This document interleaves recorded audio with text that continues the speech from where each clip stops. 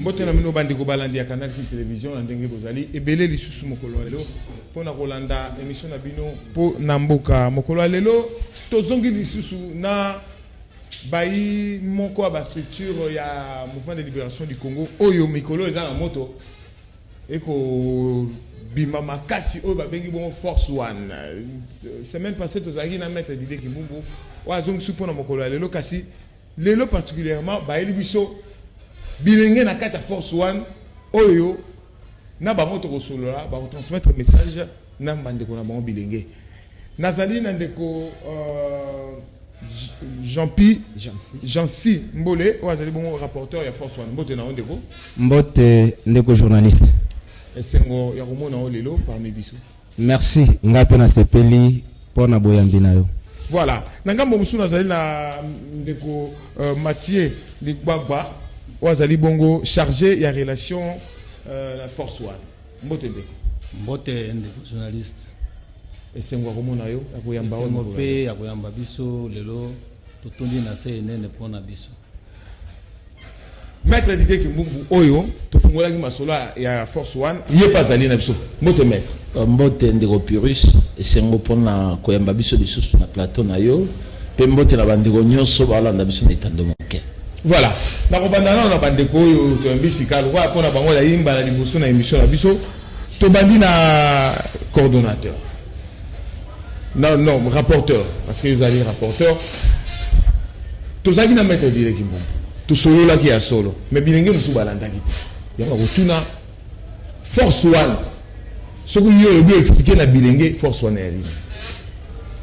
Merci ndeko journaliste na motuna malamu oyo toningai ke force one ezali nini pona ngai elenge kulimbola na bandeko pe bilenge.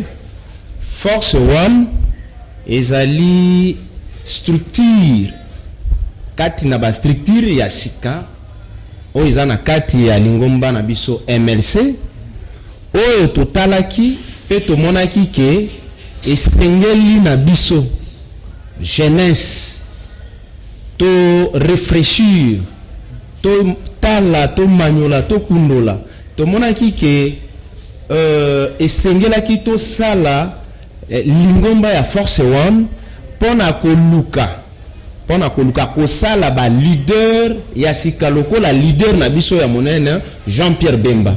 Alors ba jeunesse awi kotikala pe simate yango nde ba lisanga ya coordonnateur na ba membre to talaki to sosoli to lobino toza na grand leader grand esprit oyo tobenga Jean-Pierre grande partie oyo babengi yango MLC aza lokola océan mais océan ako suka ye moko te océan faut azala na ba source epesaka ye ba mai eza lokola ba rivière ba ruisseau ba fleuve ba lac tout wana nde sikoyo ya osopa mai na bango wapi na océan oyo aza ye moko oyo kitolobi force one pona leadership ya Jean-Pierre Bemba Gombo et MLC nde yango force one aye na esprit ya ko créer ba leader pour que ensemble to sangana na grand leader et to tombola grand leader to tombola parti.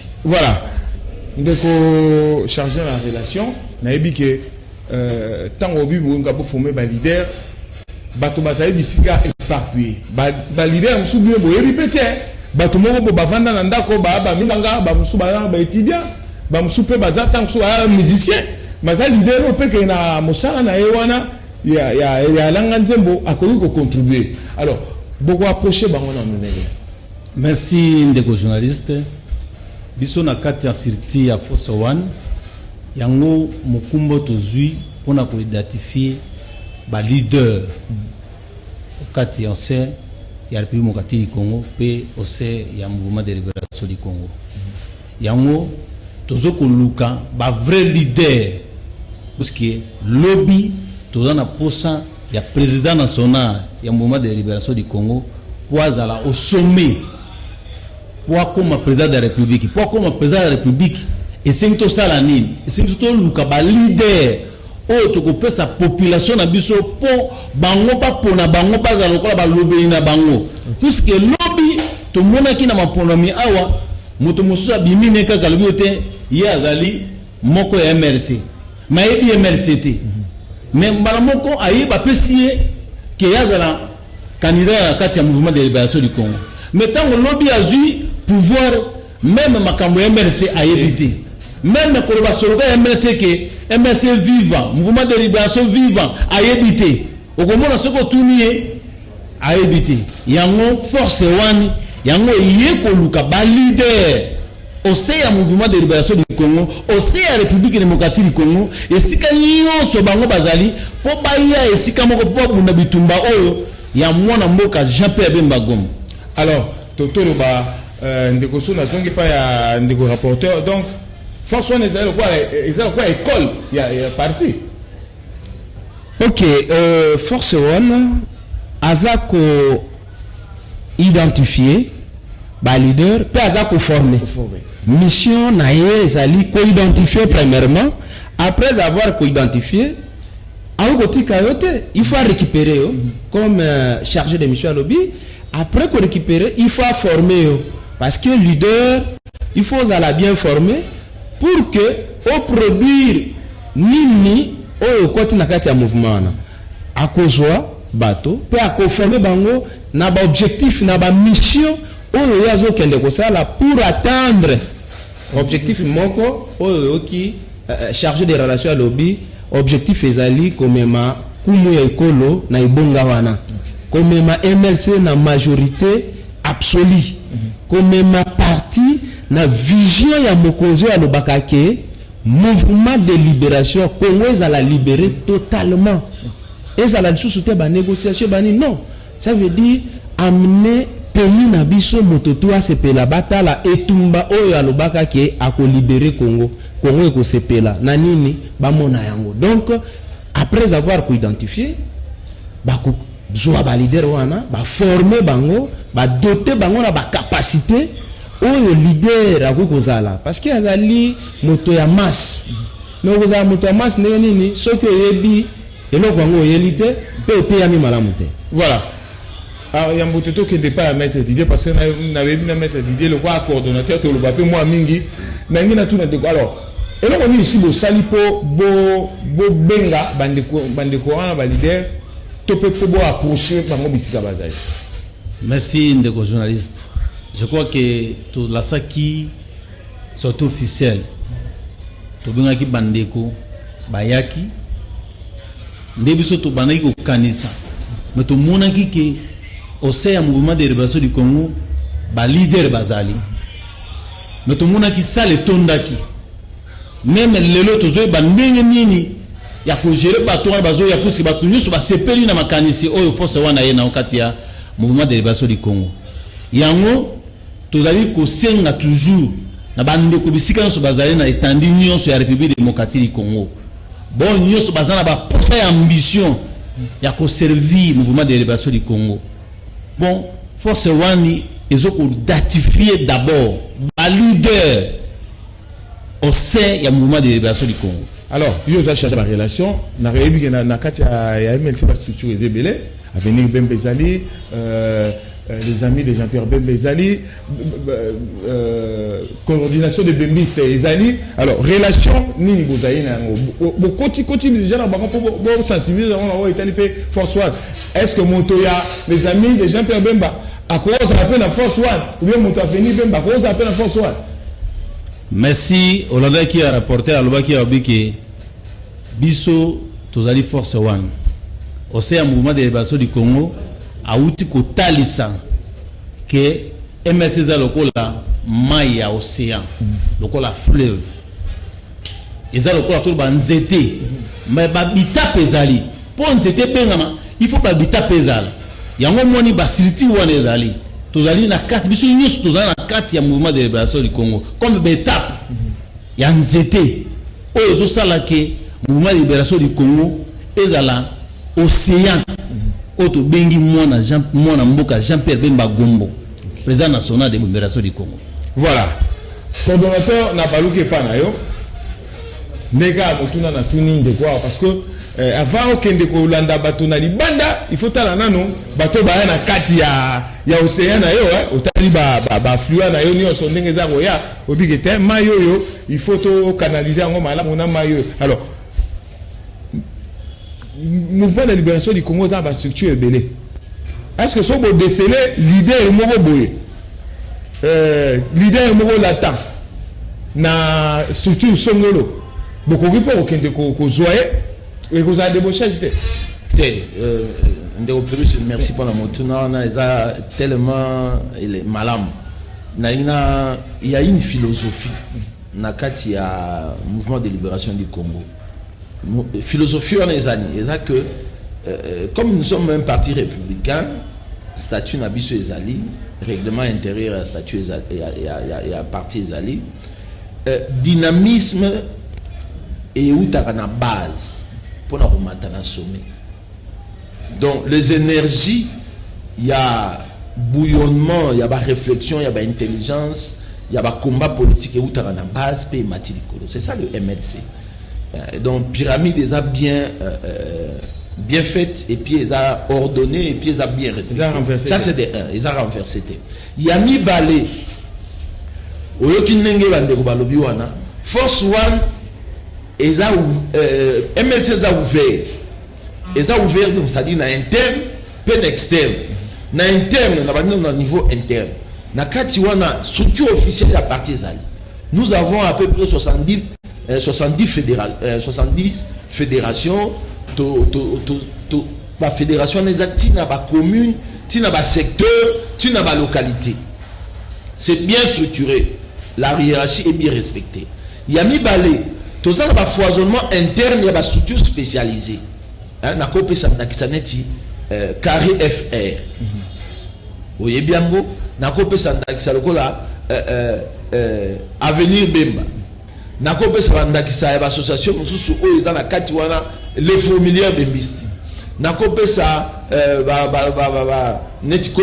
100% Bemba. Il y a les Bembistes. Il y a convention nationale des Bembistes, les amis de Jean-Pierre Bemba. Donc c'est une mosaïque ils ont permettre que MLC est vivre. C'est ça au fait la configuration d'un parti politique. De deux, chaque structure est à un niveau association, est à un niveau de la structure spécialisée, est à un objectif nango oyo emipesi bandimi yango pe babandi kolandela yango. Ozomona Force One a un objectif na ye oyo ko empiéter sur association musuté na ba structure musuté biso tozali wana ya liboso ezali kotombola kombo ya Bemba pe kotombola kombo ya MLC kosala ete Bemba MLC ezala issé na niveau ya likolo na kati ya mboko. Je crois la fois passée que nous sommes le seul parti oyo tant que présenté qui va candidature na biso na 2018 tozala ki na parti égalité. Donc dans le niveau MLC to présenté qui va candidat à peu près à 95% et ça dans le niveau de députation nationale et ça dans le niveau de députation provinciale. Donc voilà un peu biso tozala la particularité na biso. Alors na kati MLC ba leader bazali na bango mutuna yango représentant ezali mais tous en bon terme na bango il y a pas de problème. Donc il y a une synergie et d'ailleurs à chaque fois sur l'activité na biso ndenge zalaka structure songolo se organiser activité nango au moins ba leader pe ya ba association mususu ya ba structure et que ndenge pour la ko assister ba ko présenter ye à lobimbo moké. Donc nous sommes en bon terme toujours vivre dans la convivialité bisognon sont ndenge ba ndeko ba uti ko lobana tozali ba fleuve tozali ba ruisseau oyo tozo sopana ne ba ya monene oyo ezali mouvement de libération du Congo. Voilà bandeko ba Rolanda parce que mandat to bandaki yango ti lelo ba to ba robenga ba susu ba olinga pe ba kota Force One siko critérium ezali motonio so alingi kokota Force One akoti na ekaka to ezali likambo pe ya ta message ya tamie ya rejouer wana ezali wa ya liboso il faut za la moto ya MLC. OK. Donc ozala remplir fiche d'adhésion au MNC. Si vous avez une partie mosusu, il faut ça là, mukanda va benga ngo démission na parti wa to monango et kota na kati ya parti. Ya mi balé ba pesa yo carte na yo. Si vous kota comme membre effectif, membre simple kaka yo. Si vous kota comme membre d'honneur kaka yo. Si vous kota comme membre sympathisant, il n'y a pas de problème. C'est prévu dans le niveau à statut na biso. Si vous kota ko ya na force one, il faut démontrer que vous êtes leader. Il faut démontrer que tu es un élite. Il faut démontrer que tu es un faiseur d'opinion. Voilà les trois éléments. Au moins, on dit que tant qu'on sort, on a faiseur d'opinion. Parce que bateau musu bazana ba nga bate. Na terme simple ba qui ça eza ni libérer fois ça. Tant on dit que il faut là que ça ba que ya za leader. Oui. Il faut ça ni aya na ba. Non. Asa si ya na ba tout. Imaginez le yo lobi que oza leader MLC bozo ngana kota na 4 force wana ngina za membre na bi mais toye ne sika yo vanda ka ba ibiote ça devient très compliqué. Leadership na yo est centré sur quoi? Parce que mon projet de société à chaque parti politique intègre ba facteur nyonso ya vie sociétale ya mboka. Mundumza ko za leader na cadre makabu ya environnement. Mon neti de loyo secrétaire général Nabiso, son excellence, madame le vice-premier ministre, ministre environnement. Tant que vous avez le leader, vous avez la connaissance, vous avez l'expertise, dans le cadre de l'environnement, et tu as concouru, mais ça et dans la province, et dans la Kinshasa. Vous avez lutté, il y a des motos, azo lutter contre ba méfait ya bateau bazo bebisa environnement muto nazo aider bateau ba ndenge o ne to benga wakili kopeta ainsi de suite. Oui na si bato ba comprendre leadership na yo côté wana oza mo ba idée o bimisa mo ba texte na yo o concevoir mo ba makambo ko permettre et ko enrichir parti et ko sunga parti et si ka to keto tout ba bi oui to e bien ndeko yo asala bo biso to za simana eto landaka iyo mutane ma to ko beati. Faiseur d'opinion, ça bateau moto sur la lobby du Cameroun, oui, ma cambo moto à lobby ça solo ça bongo, ma cambo a solo c'est que l'andango to sale lango. Ozomol, habité bande ko boss de l'équipe na quartier et c'est que li au-delà. Il y a ça là on ça la bateau ça on va cotisation pour tout ce ma instrument na biso to za lango biso moko au lieu to zela bateau quartier to commune et antique la biso. Oui, voilà les gens d'hommes au biso singeli toujours kabango. Et ça va journaliste musu ko abino. So aleki na télévision, ta raso ba makambo. Batu baso landaye ko ba bike moto wana lo ba makambo so pa suka ka batu. Ba yemba ndeni ni ba ko se comporter na kati ya mboka. Donc ba élite baza batoyo atangi kelasi personne n'a souci à mboka, azana souci à communauté. Ako obimisali kamo moko eko sunga communauté, ako obimisali kamo eko sunga mboka. Aza capable de défendre mboka, aza capable de défendre communauté là. Donc voilà un peu d'une manière ramassée, hein. Moi le lenge ya batu oyo to za bango bo senga na kati ya force wa. Peut-être que ça besoin ya batu, mais to za besoin ya batu nyoso te. Batu na biso za na moi critérium moi. Donc so monique oza capable na kati ya makambo o masolo ezali pusana to mais les kamoso ezali yo ndenge rapporter wana oyo ba makambo MNCT. Mais il faut y avoir makambo MNC. Donc on reçoit formation Rolanda formation sur l'idéologie du parti, on a co-assisté il faut démontrer le militantisme. Donc dans l'activité à parti il faut participer pour tout le monde effectivement moto toujours undana ye et l'on mettre ça on le dit comme baba élite wana bamsu babanga motusu waza asa leader d'opinion mais tam su fait makambo abiki yango za on molaite te au moins erreur tout ça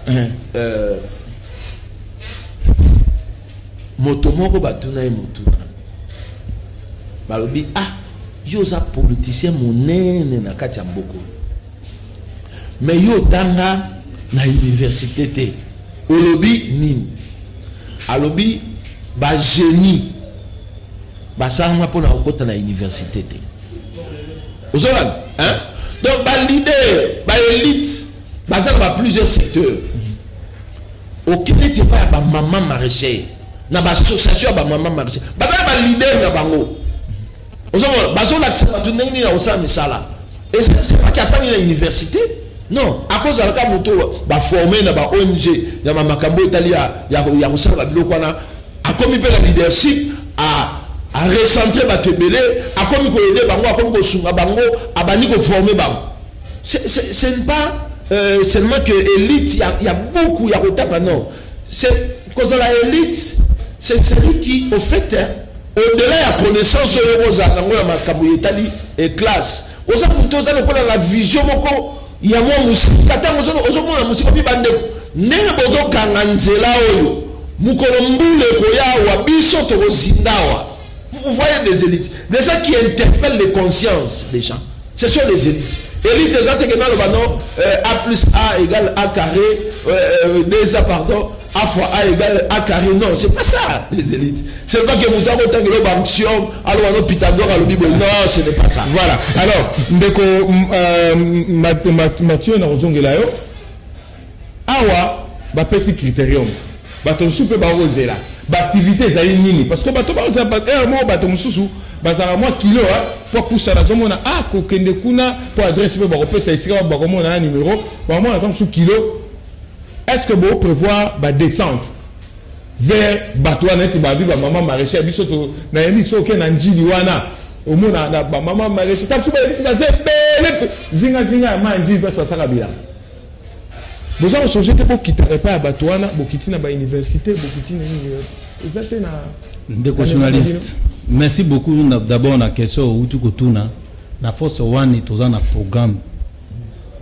Kalami était tozo ko bongisa milulu susu ya makasi. Ndenge ndeko rapporter à hôtel Kolobawa. Tozo bongisa milulu matinée politique. Au sein ya force one. Bongo na sima ce que tu sali matinée politique n'est na simandé tu kubanda siko kukita na bisika nyonso wana. Alors de rapporteur il y a bien ça matinée politique date et banina notaire ni les a dans combien de temps par exemple court terme moyen terme top et à long terme. Bon merci nos journalistes je crois que qui n'est chargé à lobby matinée politique, c'est pour bientôt. Ils ont en court terme, pas à long terme. Ils ont en court terme. Et au Gozala, parmi les invités pour au Mona, au lieu qui est Kakaka, Nebsoto et Zoloba Awa, au Gozala invité de marque pour Mona, au Mongolobino, Force One, Namon, ils ont Force One en solo.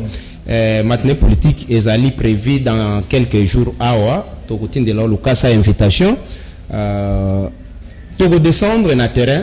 Mais après avoir posé sa programme autoza ko sala wana matinée wana ezana bateau déjà au Bazali il y a même la représentation ya ba province Bazali ndenge tozolo banayo sikoyo tozana représentation ya presque 2 personnes ya représentation ya Grabandundu tozana représentation ya Congo central tozana représentation ya Mongala na Mongala tozana représentation à Nord Ubangi tozana représentation à Sud Ubangi tozana représentation ya Chwapa tozana représentation ya Bazuele tozana représentation ya Angola tozana représentation même ya Autriche babengaki bango pe à partir à internet bamoni et ticket bango mais force one le sous c'est quoi États-Unis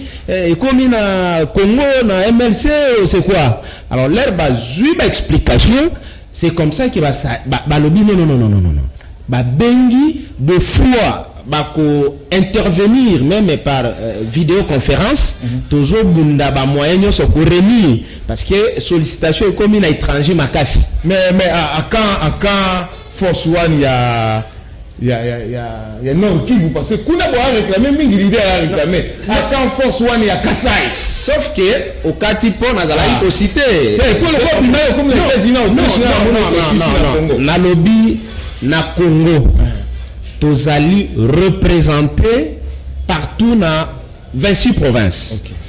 Grand Kassai toza déjà na représentation. So qui na Sankuru, même autant que tout na ndeko chargé des relations, toza na campus, toza na délégation ya ba étudiants. Il y a une au monde à Bango et à partir na ye ba pesi biso ba chef coutumier, il y a Sankuru. Sankuru ezawa.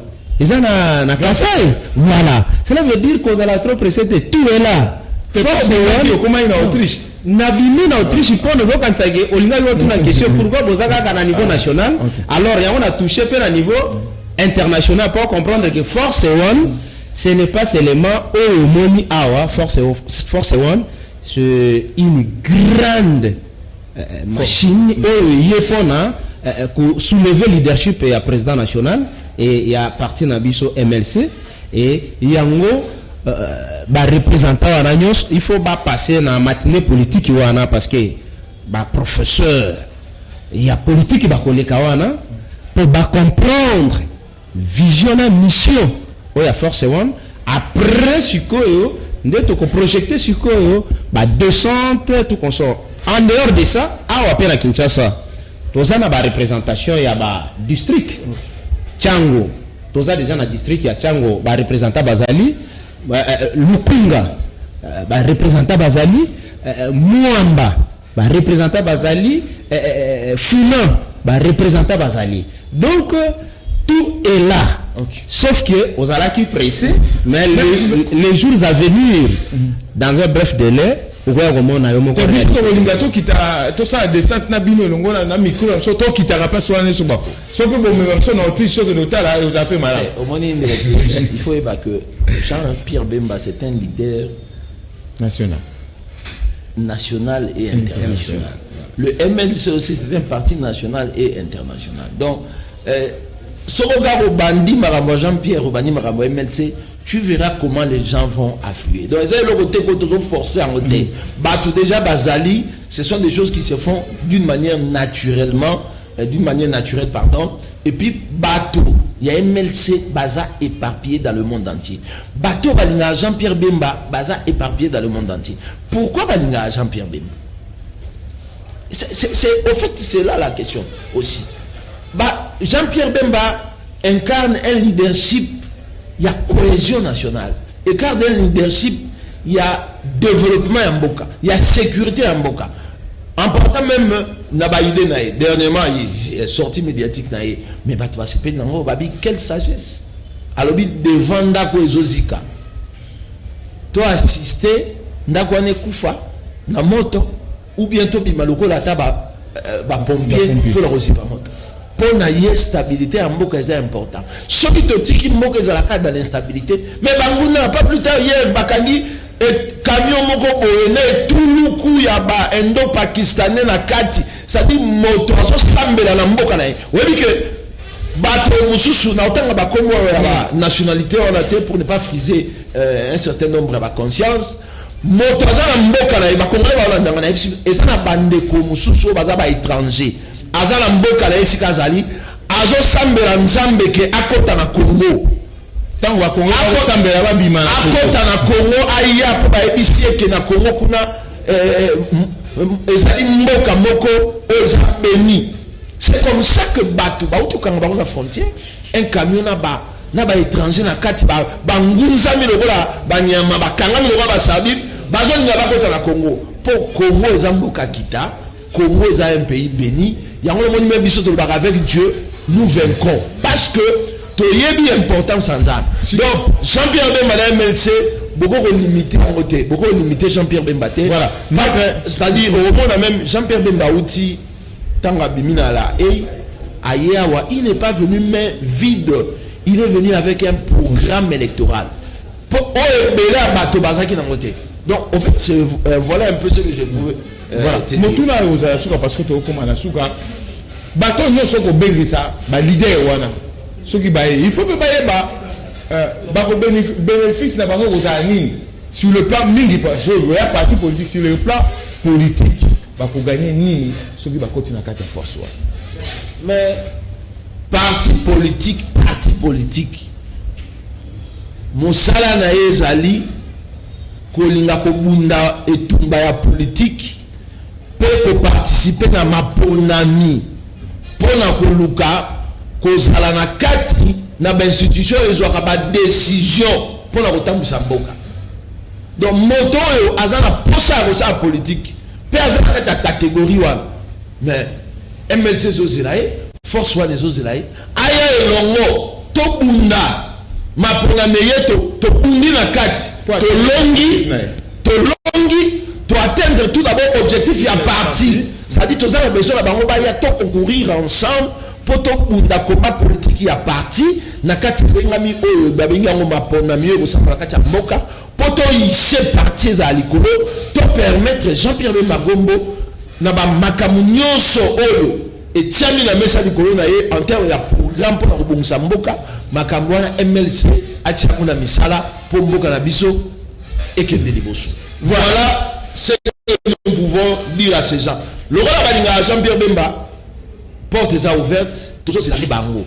Bazo yape ebele, bao bako umela, tant de bao to kangi porte, bamo na biso motema mabete. So ibo kangi porte wa au moins ba leader so ba tika la kaona wa yo banda hésiter mona yema ya makasi mingi. Bo kanga porte boye atika libanda. Alors, photo si ça parce que photo le canal sambo biso à 12 ans. Le sambo nzambe liboso ndeka la MLC balobaka avec des nouveaux vaincrons, il faut le sambo déjà pour communiquer ba mona nzambe. Alors 30 secondes au lo ba nini rapporteur na baimbo kapona mokolo ale. Merci oyo na wikoloba pona ko succès ezali force one eye pona ko identifier ba leader. Pour ça il y a bino ba leader nyos ozalaki par-ci par-là. Au bandai ko luka ici kani le ko exprimer makanisi na yo oyo kana oyo bana posa le mboka force one aza ko inviter yo yaka o teama ozala former pona lobby otumbola mboka na yo pona lobby ekolo na yo za malam pe parti na yo za malam lobby o bolingaka mokozi na bino Jean-Pierre Bemba a démontré ba capacité na ye okomona yango lobby. Merci. Voilà. Ndeko Mathieu yoba suka pona batu bako omona ndino ndeni bozani wa téléphone siège ezali wapi pour ba biso mona siège yaka pembeni ka wana mais aebite. Merci ndeko journaliste avant na kopesa au programme ya adresse na biso na lingina beta c'était pona bandeko na biso ya basi. Okay. MSC za na posa basi baza ba leader ba jeune fille baza na ba université ba maman Marichal ba femme leader surtout jeunesse o baza ba leader force one afungoli porte di banda pona kozela bango. Voilà bako atteindre bako mona bino wapi bako zo bino wapi soki balingi ba mona biso zali tato sala ki manifestation na biso ya sortie officielle tozaki na siège national na permanence na avenue du port bako mona biso wana tout le moment so baye baluki force one bakolakisa bango ke force one eza wana so koto kokuta bango bafandi wana. Maître Didier 30 secondes parce qu'il faut que dans le sambo surtout numéro zalité pour ba msuba za posa ba beng rapporteur je crois repesa numéro na rapporteur numéro afin de dire numéro ezali 085 36 93 664 085 36 93 664. Voilà le numéro de contact et sur le bengi à tout moment. Maître, les réseaux sociaux, vous avez une adresse? Oui, vous avez Force One Leadership Jean-Pierre Bemba MLC et ça déjà un groupe nakati à Facebook. Puis yango ndeza otobenga ngo portail na biso na niveau ya ba réseaux sociaux. Donc moto nyonso oyo azana besoin koya aya la porte est grandement ouverte n'entolobi wana mais respect ya ba critères wana est aussi important.